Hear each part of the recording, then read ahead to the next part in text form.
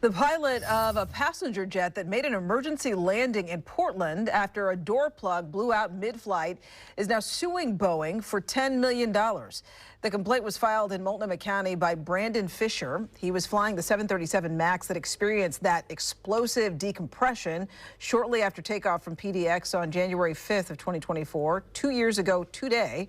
According to the lawsuit, Fisher and his co-pilot successfully returned to PDX, and everyone on the flight did survive despite all of the chaos. But instead of praise, the lawsuit says that Boeing attempted to shift blame, claiming that Fisher and the first officer made mistakes that contributed to the incident. The NTSB says that Boeing was at fault after it failed to make sure that the door plug was properly installed. Fisher, who lives in Vancouver, says that the incident caused emotional distress and affected his quality of life. Boeing has not commented on the lawsuit.